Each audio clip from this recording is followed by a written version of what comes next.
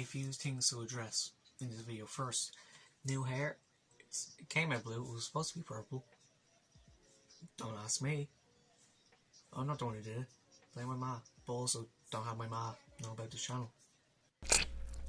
Second of all, new setup, more spacious. I'll usually end up having like the thumbnail or something related to the video in the back on the computer, but right now I'm trying to keep track of the Gladbach and Frankfurt game.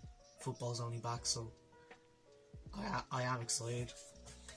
Dortmund tore Schalke apart, so football is coming back in a good way.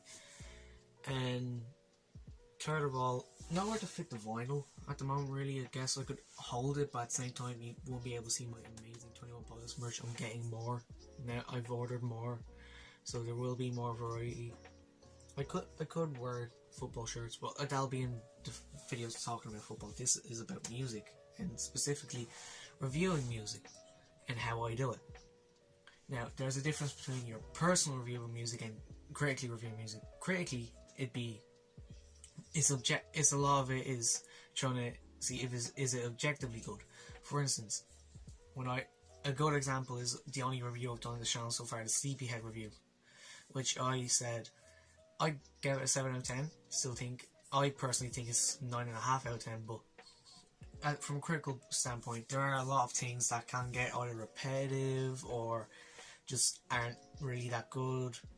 For instance, just the fuzzy kind of, not even lo-fi sound, it was just fuzzy, washed out sound of the majority of the album. How Sweet Tooth doesn't stand out. How Sweet Tooth does stand out from the rest of the album, and how certain tracks are really repetitive. I think I didn't mention this in the review, but I think Things That Make It Warm is the most mediocre song on the album. Wishing Well is the worst. Wishing Well is just a bad song, but Things That Make It Warm is the epitome of every repetitive part of the album. Same lyrical tone, same sound. It really is not that good. But personally, I like every track. I like or love every track in the album, apart from Wishing Well. I still think that's bad. But no,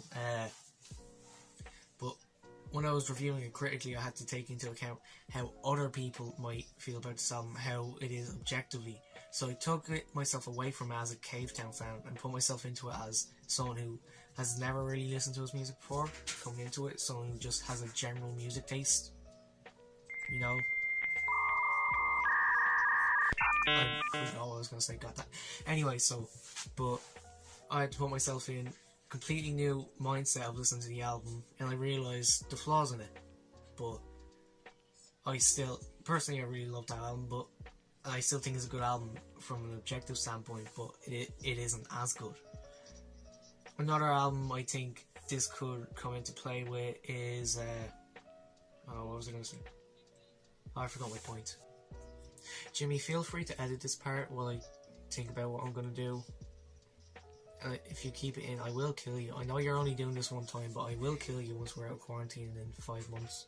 Hi, Jimmy here. This isn't actually me. This is just some stock photo of some Asian guy. But while Corey's brain reboots, let's hear a word from our sponsor. This video was sponsored by Head & Shoulders.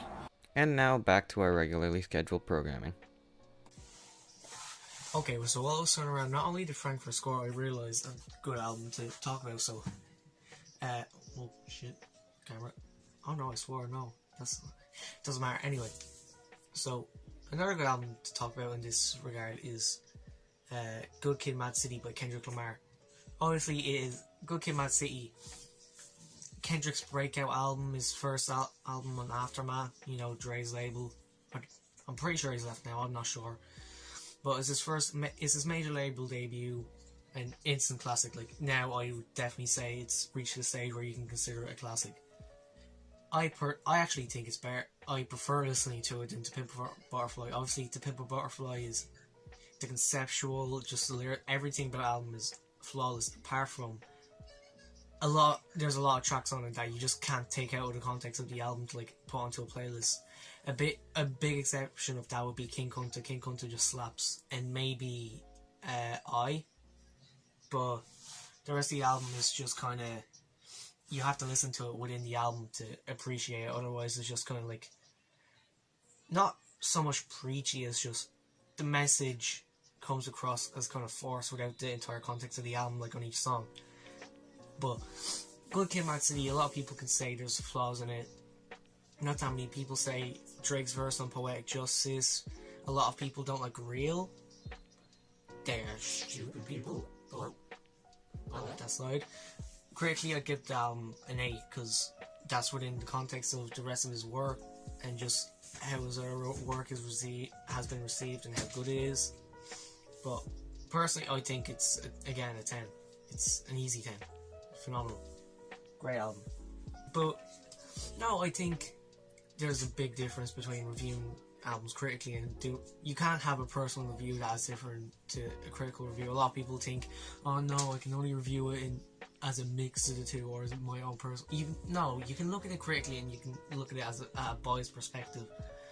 I think my best example of this is Vessel. I think Vessel is easily a 9 or 10. I don't think there really is a bad song on that album, but a lot of people could say, oh, Ode to Sleep is kind of like thrown together. That's what makes it so good. But anyway, oh, Forest sounds clunky. Oh, Lovely sounds rushed and just really bad. No, it doesn't. But I can see why people would think that. But personally, I think Vessel is like a 9 or 10. But a lot of people could say, oh no, it's a 7 or an 8. Or I've seen people give it a 6. That's very harsh in my opinion. But I don't know. Normally I have allergies. I swear it's not the no word. Head and shoulder. But I'd rather this video didn't get taken down. But yeah, no, there is just a very big difference between reviewing music and reviewing music. That was a bad example. No, there's a big difference between a critic reviewing music and you forming an opinion on it. But a big example of this. Okay, no, I've given enough examples. Let's just do a quick album review to get this 10 minutes. Okay, now I've talked about all my CDs and where's... Yeah, hold on, let me get my Good Kid, Mad City. No, I don't have that on vinyl. I wish I had that on vinyl. Good God.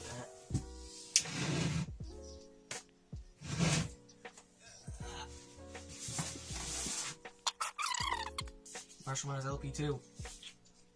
Great album, in my opinion. Best he's released in 18 years. Why are we still here? To wait so long for a good Eminem album? Why is he so late? But no, anyway, so obviously tracklist there. Oh, that is backwards. Hopefully the video mirrors it. Or Jimmy, you might be able to. Jimmy, you better be able to mirror the footage. But we'll go through back track by track really quick, so I can get this 10 minutes even after Jimmy edits it. So first off, Bad Guy. Bad Guy is phenomenal. I personally think it may even be better than Stan. Sonically, Stan is iconic. We can all agree on that. Stan is just a good, objectively amazing song. But Bad Guy, I think, is a great twist because Stan, you get a feeling of what's going to happen. But Bad Guy, you kind of think, oh, it's just a standard Eminem song about killing someone, you know, and you're on board because he does it with clever wordplay. But then in the third verse, things flip.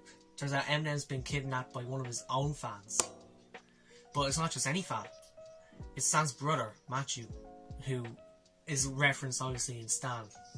But the twist is phenomenal, and then the track ends with a 2-minute reflection on Eminem's career, which is brutally honest and kind of denounces his... Obviously, he's has some very offensive lyrics, homophobic, misogynistic. He denounces a lot of them. Not all of them. The album is still full of a lot of them, but, you know, he tries his best. Then it moves into Parking Lot, which is a skit, which is actually takes place at the bridge of Criminal, which obviously, there's a skit in Criminal on the Marshall Mathers LP, the first one. Then in Parking Lot skit, it takes place after that. And obviously, the lyrics of the third verse on Criminal describe the events, but this is these are those events, but without the burden of having to rhyme or be lyrically consistent. This is just telling the story in itself.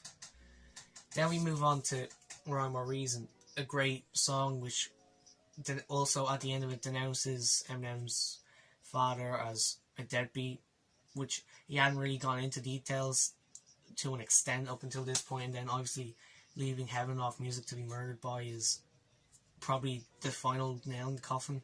Haha, see what I did there?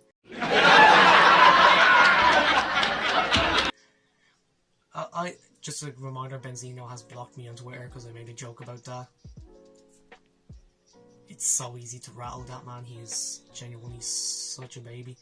Then So Much Better, just great song. Survival, his tie-in track with Call of Duty Ghosts. Why did he pick like one of his best songs off the album, or best songs in the past decade, from the worst Call of Duty game I've ever played, apart from Infinite Warfare? But okay, yeah, there's no buts. There hasn't really been that good a COD game since Black Ops 2. Black Ops 3 was good. I stand by Black Ops 3. The multiplayer was amazing. I wish I could play Warzone, but this computer has a Bad Boy 3 graphics card. So you know, what can you do? Then we move on to Legacy, which is kind of just tells his story growing up, which he's done multiple times, but I don't actually like this track that much because it's very poorly mixed, which is done on purpose, but I personally just can't really get over it. Yeah. A-hole, I'm trying to keep this family-friendly PG clean. What a fucking... By which features Skylar Grey. I personally really like this song. I just think the bravado of it is really cool, and a nice couple of references, like a My Name Is reference to the guy in White Castle asking for the autograph. And then Berserk, produced by Rick Rubin, and a phenomenal homage to the Beastie Boys. Homage, fromage, cheese, jazz. You want some jazz? Then Rap God obviously broke a Guinness World Record. Kind of, it's the pinnacle of 11-year-old white boys who like rap, let's be honest. Then Brainless, I personally think, again, follows kind of the same thing as Legacy, but it's a lot more clever and lyrically diverse. Stronger Than I Was. Bad song. It's just about it's Eminem singing. Did you expect a good song? The Monster featuring Rihanna. It's fine. It's his worst collab with Rihanna. At least, I mean, just only two. But I think Love the Way You Lie is better. So Far, I think is kind of boring to listen to a lot. I think it's kind of just arrogant to a point, but yeah. Love Game, very good song. Kendrick's verse is really, like, considering how early in his career this is a really good verse. And then obviously Eminem carries the same energy, great energy throughout the entire song. I love it. Then Headlights, featuring Nate Russo. Fun. What happened to Fun? They were cool. They were fun. Cute laugh track. Haha. But no, I think it's a very good song. It's his final apology to his mother after 15 years of lampooning her in his music. It's his final apology to her, which I think is good. And then Evil Twin is just good to listen to. I don't have the bonus track version, which is a bit disappointing. I'd really like to have the bonus track version of this album. But sure, what can you do? I do like the bonus tracks for the record. Say if I had to pick one of them to listen to, it would probably be Wicked Ways. I just really like Wicked Ways. But yeah, no, that's about it for that review. Hopefully this video will stay at 10 minutes, so give it to my editor. I mean, you'll know who it is if you read the comments of my last video. So just a quick note, I've only realised a while after recording that ranking my CD collection video, I missed out on a few. I mean, obviously the Green Day Greatest Hits collection doesn't really matter, but then Good Kid, Mad City, Watch the Throne, Late Registration. I missed so many good albums. I just completely I was holding Late Registration and listening to it while I was well, not obviously not recording the video, but like when I was writing a script for it. This doesn't have a script this time, so this might actually be a better video. Not high standards, but anyway, no, so that's about it. Just wanted to mention that to cover a couple things up. So yeah, hope you enjoyed. Like and subscribe. When the channel hits 100 subs, I will do a remix of an Eminem song, because I'm really bored, and I guess that's an incentive for people to subscribe. See a white boy rap. People definitely want to see that in 2020. At least, they might want to see an actual good one. But no, that's about it. Like, comment, subscribe if you want. Please do. I do want to get monetized one day. I do want to make Bear P. But no, that's about it. I've no idea what the next video will be or when that will be. I'll need to come up with ideas, but this will do it. 10 likes and I'll do a cover of Attention by Joji. Yeah, that's a good incentive. Right. I'll talk to you later, so get this 20 likes. I think Attention is easy to learn on piano. I haven't actually tried to play it yet. So yeah, subscribe to the Blue Hair Demon and adios. Oh, yeah, Jimmy, you're gonna have to edit a lot of this. I'm sorry, Jimmy.